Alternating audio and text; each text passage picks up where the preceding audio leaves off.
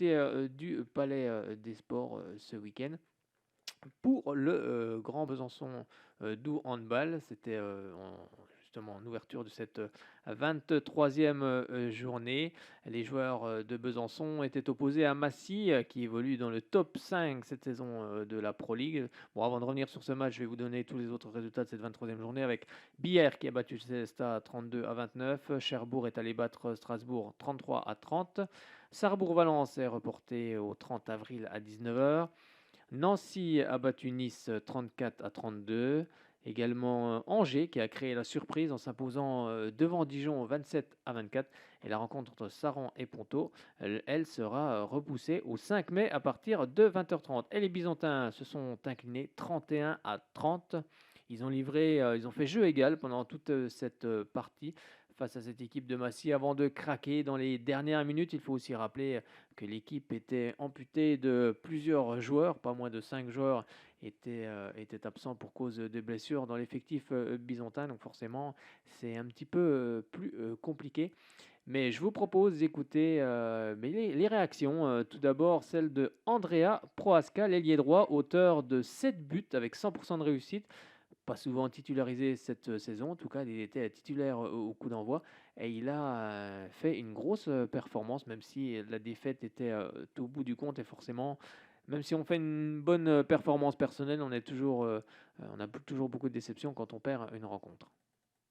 On est avec Andrea. Bonsoir Andrea. Bon, défaite ce soir face à Massy 31-30, mais on a vu une belle copie quand même du GBDH. Bon, je suppose qu'il y a la déception qui doit prédominer un petit peu. Oui, c'est sûr, on est vraiment déçus du résultat, même si on a tout donné. On savait que pour gagner ce match, il fallait donner 200% tout. Donc voilà, c'est ce qu'on a fait.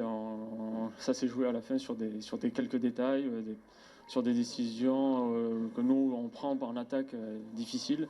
Donc ouais, c'est dommage. On aurait espéré beaucoup mieux. Il y avait la place et c'est regrettable un peu. Oui, c'est vrai, en plus, vous aviez livré une très bonne première mi-temps, 14 partout. Quels ont été justement les mots du coach à la mi-temps? Non, de continuer, de ne pas lâcher parce que voilà, on a fait une bonne première mi-temps, mais en général, face à Massy, les deuxièmes mi-temps, on craque complet. Et là, on a résisté, même si ils nous ont pris quelques avantages, plus 3, plus 4. On a su revenir, on a su mettre les ingrédients. Donc voilà, et puis à la fin, on loupe des shoots et on se fait punir, on perd des ballons, on se fait punir, mais on revient. Mais voilà, c'est pas assez suffisant, il fallait, je pense, une minute de plus. Et le public, je pense aussi, ça aurait aidé. Oui, c'est sûr que le public aurait aidé, on espère le revoir très rapidement. Mais ce qui est important dans cette partie, c'est qu'on a vu une équipe du GBLH qui n'a jamais lâché, même si elle a compté des fois plus. Voilà, même si Massy a compté plus 2, plus 3, vous n'avez jamais lâché, vous êtes toujours revenu dans cette partie. Non, on n'a jamais lâché. On savait, même quand on a pris le temps mort à la fin, on a dit on donne tout jusqu'à la fin. On sait que ça peut aller très vite. Comme à Strasbourg, on gagnait plus 2, plus 3 à 3 minutes de la fin, on se fait égaliser. Donc on savait que tout était possible. Donc on a tout donné, on a tout arraché, mais c'était pas suffisant ce soir. On a le sentiment que l'équipe quand même progresse de plus en plus. Hein. Depuis le match de Nancy, on a l'impression qu'il y a eu un déclic et cette équipe a vraiment fait plaisir à voir. Oui, depuis le début de la saison, on progresse petit à petit. Plus la saison avance, plus on progresse.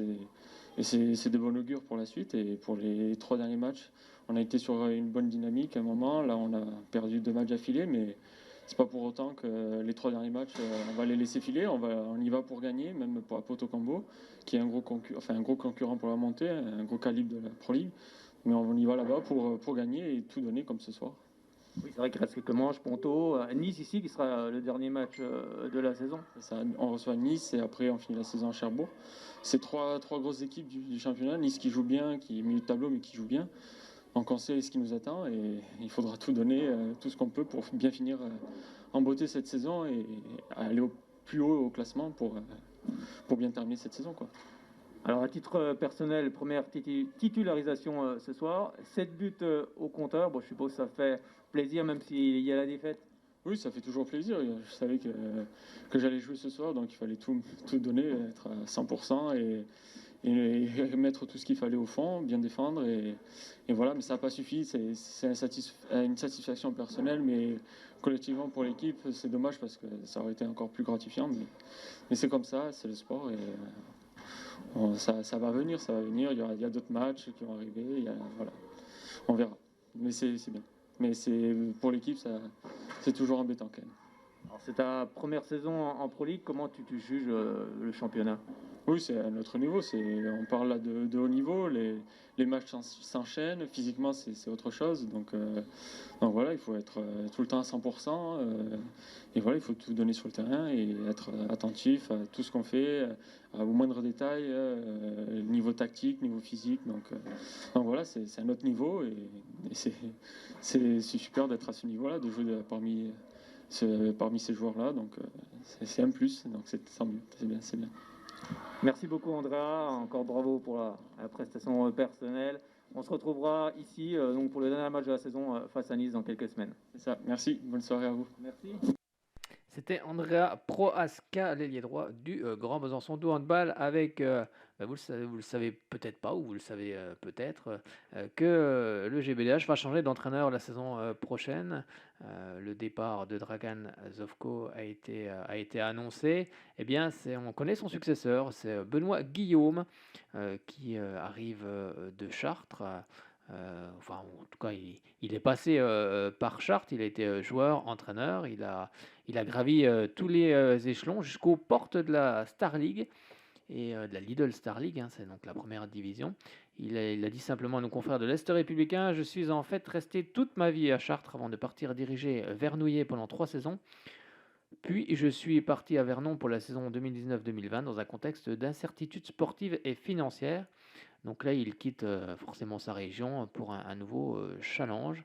Il dit: j'ai forcément beaucoup regardé Besançon depuis quelques temps, beaucoup de choses ont déjà été mises en place et je viens pour les faire évoluer. L'objectif est de construire un groupe compétitif, mais pas que. Je souhaite développer une identité locale au GBDH, en accent sur la filière de formation, en intensifiant cette dynamique pour réintégrer des jeunes formés au club. Alors pour savoir que Benoît Guillaume est également le père du joueur d'Istres qui évolue en Lidl Star League, Andrea Guillaume.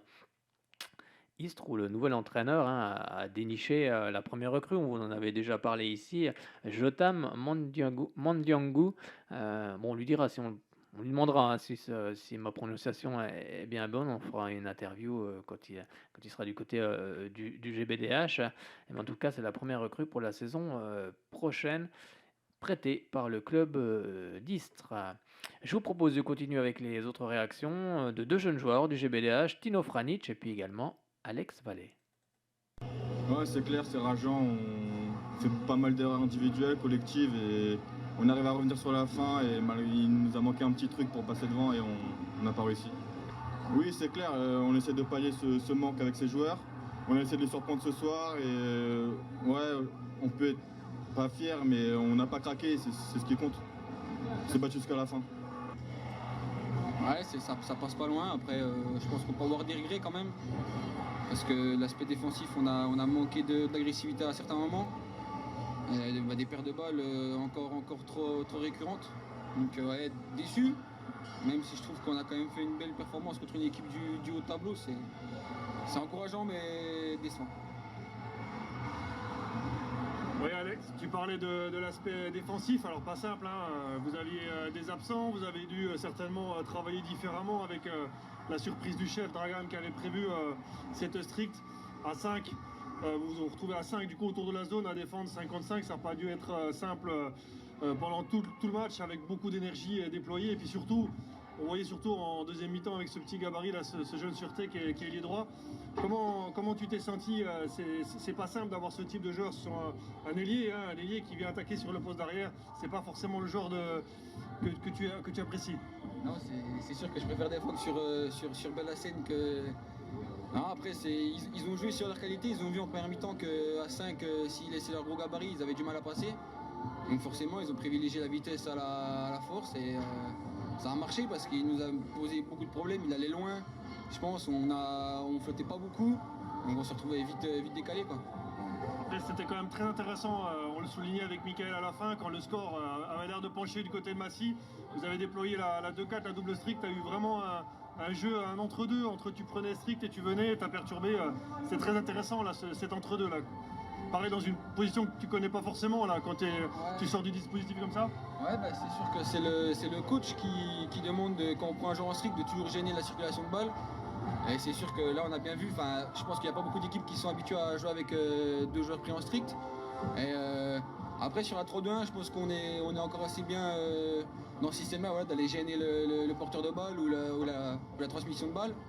Là, c'est ce qu'on a essayé de faire, mais on les a bien gênés. Et surtout, je pense que ce qu'on a bien fait, c'est on n'a pas baissé les bras quand on était à -3 ou -4. On n'a pas lâché, on est revenu jusqu'au bout, quoi.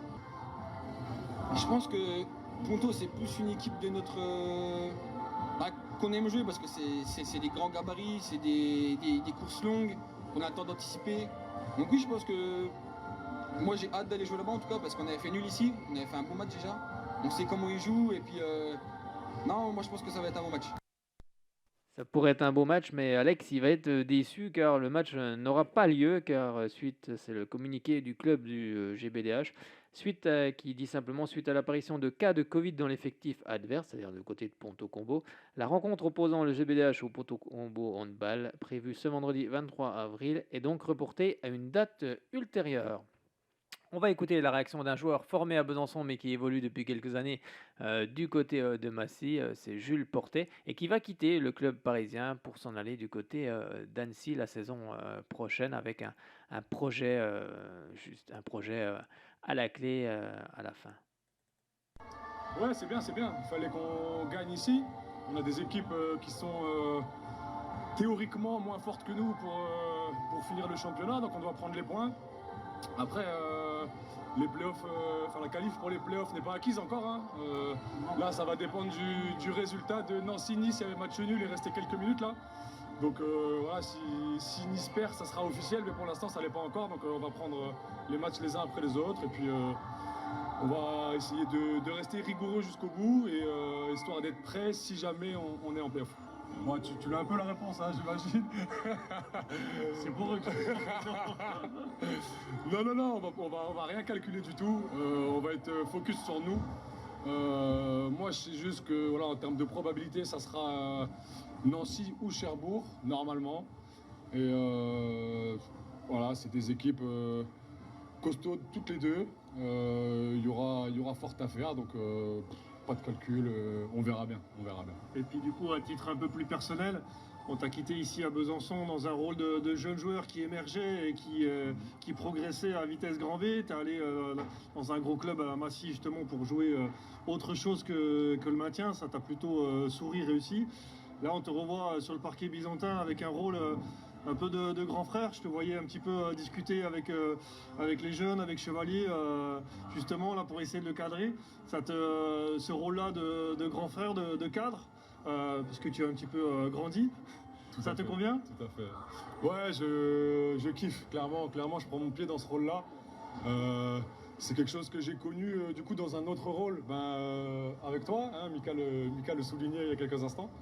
Et j'avoue que voilà, ces dernières années, j'avais un rôle de cadre, un rôle de leader à Massy, et c'est pas que dans le jeu.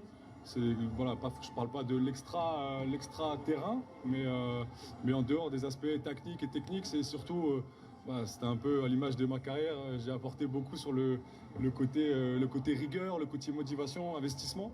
Donc voilà, j'essaie d'inculquer ça à la nouvelle génération, et j'espère que pour certains, en tout cas, ça va porter ses fruits. Mais c'est un plaisir.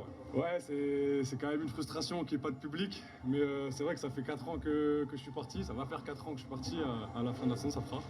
Et j'étais en D1, j'étais en D2, j'étais en D2, j'étais en N1. Je me suis dit, putain, c'est pas possible, tu vois. Et l'année dernière, blessure en plus au moment de venir ici, pour une double confrontation ici en plus. Mais ouais, je l'avais coché depuis un petit moment, ce match-là. Et forcément, je m'étais dit que ça serait un match particulier pour moi. Je voulais quand même à tout prix repartir avec la victoire. C'était pas forcément avec la manière ce soir. C'était un match un peu voilà, laborieux, on va dire. Mais l'essentiel est là, et voilà, ça fait aussi plaisir de revoir tout le monde, notamment ceux qui sont là, et de repartir avec les 2 points. Voilà. Félicitations Jules, on va te souhaiter en tout cas une belle reconversion du côté d'Annecy la saison prochaine. Exact. Un bon retour, et puis on va dire merde pour les playoffs, le plus haut possible pour Massy. Ouais, c'est ça. Salut mon Merci Julius. les gars. C'était Jules Portet qui, oui, va partir du côté d'Annecy et il y aura un projet de reconversion derrière. Et puis ce match, donc Porto, a été remis également. Et puis celui que vous avez entendu, c'est Sylvain Rognon, l'ex-capitaine du GBDH, qui aujourd'hui est retraité. Un jeune retraité, hein, bien évidemment, retraité du sport. On va revenir un petit peu on va parler un petit peu de basket. Cette fois-ci, on va refermer la page handball. Et puis, juste pour vous dire que le Bezac, c'était dans la semaine, a battu Jet Vosges 114-92. Et il restera juste une rencontre à disputer pour clore cette saison du côté des basketteurs byzantins. Ce sera le mardi 27 avril à partir de 20h contre Boulogne-sur-Mer. À noter que Saint-Vallier, dans cette poule, rejoindra la Pro B pour la saison prochaine, donc la saison 2021-2022. Eh bien, on va refermer cette page sport, enfin cette page